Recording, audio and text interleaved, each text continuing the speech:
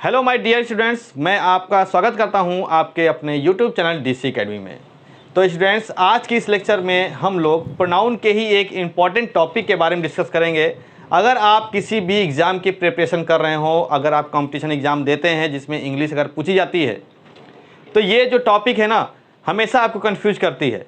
तो आइए इस वीडियो को एंड तक देखते हैं। बहुत छोटा सा वीडियो होने वाला है। अगर आप इस वीडियो को एंड तक देखेंगे तो ये आपका जो कन्फ्यूजन रहता है, जो आप हमेशा कन्फ्यूज रहते हैं, परेशान रहते हैं, ये 100% दूर हो। पर्सनल प्रोनाउन के जो 3 पर्सन होते हैं, अगर वो एक साथ एक ही सेंटेंस में आ जाएं तो हम उसका सीक्वेंस क्या रखें, यही हमारा आज का जो है डिस्कशन का जो है टॉपिक है। तो आइए इसको समझते हैं सिर्फ और सिर्फ 2 रूल से। तो रूल नंबर 1 जो है हमारा, वो ये है 2, 3, 1 का सीक्वेंस। और जो रोल नंबर हमारा 2 रहेगा वो रहेगा 1, 2, 3 का सीक्वेंस। अब देखिए 2, 3, 1 का सीक्वेंस कब होता है और 1, 2, 3 का सीक्वेंस कब होता है, इसी चीज को समझना है।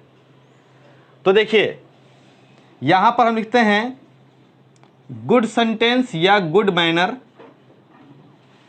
Plus oblique plural subject. यहां पर समझिए ज़रा ध्यान से, good manner oblique plural subject. और रूल नंबर 2 में लिख देते हैं अनप्लीजेंट वर्क।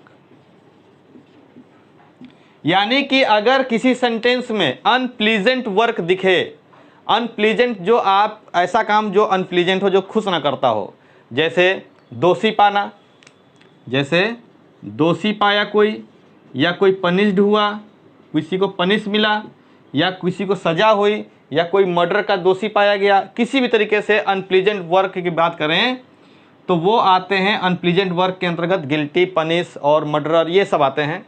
और गुड मैनर या प्लूरल सब्जेक्ट का मतलब ये होता है कि जो प्लूरल हो।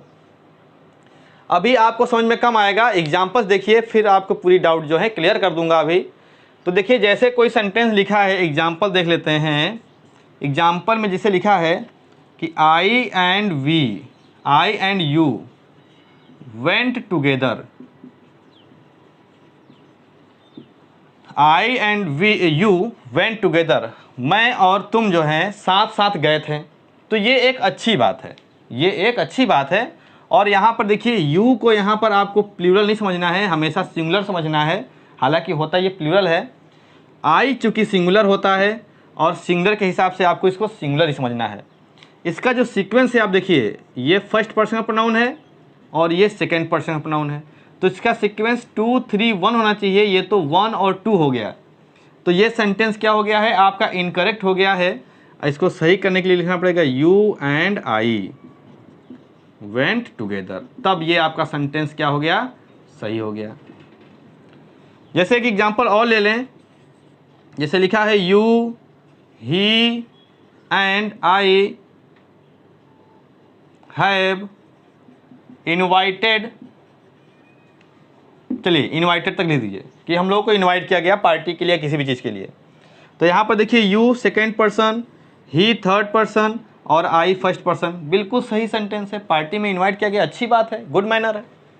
लेकिन अगर यही सेंटेंस लिख दिया जाए you, they and we have invited to the party, तो अब ये सेंटेंस आपका क्या हो गया है, 100% रॉन्ग, इनकरेक्ट है।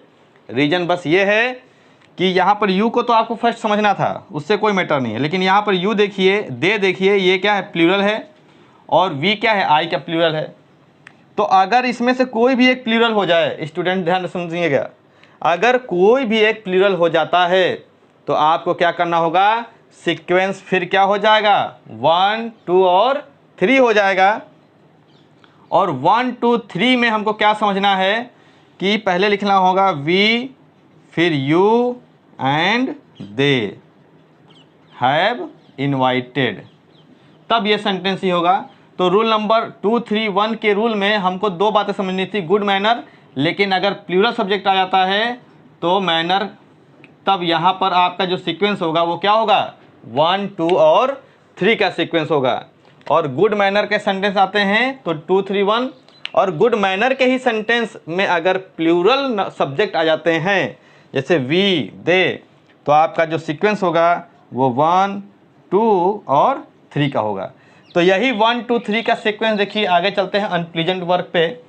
जैसे लिखा हो आई एंड यू वर पनिश्ड, दोनों लोगों को क्या मिला, सजा मिली। तो ये सेंटेंस बिल्कुल ही करेक्ट है क्योंकि इसका सीक्वेंस 1, 2 दिख रहा है और काम कैसा है, अनप्लीजेंट है। तो यहाँ पर 1, 2 सही है। आई एंड यू, अगर इसी को हम अगर यू एंड आई लिख देंगे तो ये सेंटेंस गलत हो जाएगा। तो दोनों में डिफरेंस को समझिएगा।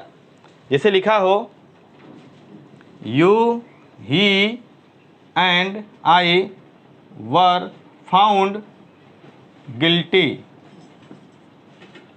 कि तुम, वह और हम, मैं, तीनों लोगों ने तीनों लोग क्या हुए, दोषी पाए गए। तो ये सेंटेंस आपका बिल्कुल ही इनकरेक्ट है।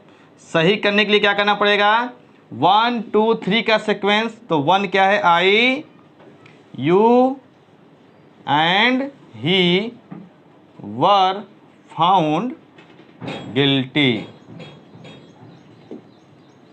बस इतना ही समझना था स्टूडेंट्स। और ये आपका जो टॉपिक था और ये जो कन्फ्यूजन था हमेशा के लिए दूर हो गया। तो स्टूडेंट्स अगर वीडियो अच्छी लगी है तो वीडियो को लाइक करें, स्क्रीनशॉट जरूर ले लें, समझ लें इसको, और हो सके तो अपने दोस्तों को भी शेयर करें।